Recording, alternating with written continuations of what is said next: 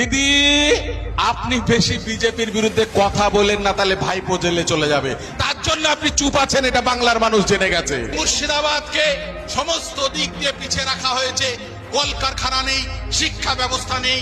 আর মাননীয় মুখ্যমন্ত্রী তিনি বলছেন যে যারা তোমরা বাংলার বাইরে আছো তোমাদেরকে হত্যা করা হচ্ছে, তোমরা চলে এসো, আমি 5,000 টাকা করে দেব। আপনাকে বলতে চাই আপনারও খাতরা আছে, আপনি মুখ্যমন্ত্রীর চেয়ার ছেড়ে দেন, আমি পাশে 50,000 টাকা আপনাকে দেব। 5,000 টাকায় কি করবে? ছেলে পড়াবে?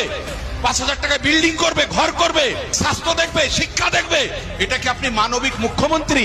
না আপনি জোকারের মতো কথা বলেন, না আমি পাগলের মতো কথা বলেন, না ওই কিরণমালার কটকটির মতো কথা বলেন যে আপনি বলছেন 5,000 টাকা দিয়ে দিব।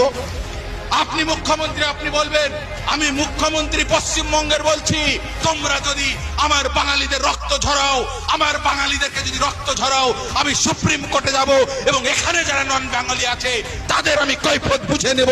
এইরকম কথা আপনি আজ পর্যন্ত বলতে পারলেন না, কারণ আমরা জানি কেন আপনি বলতে পারছেন না। আপনাকে অমিত বাবু বলে দিয়েছেন দিদি আপনি বেশি বিজেপির বিরুদ্ধে কথা বলেন না, তাহলে ভাইপো জেলে চলে যাবে। তার জন্য আপনি চুপ আছেন, এটা বাংলার মানুষ জেনে গেছে।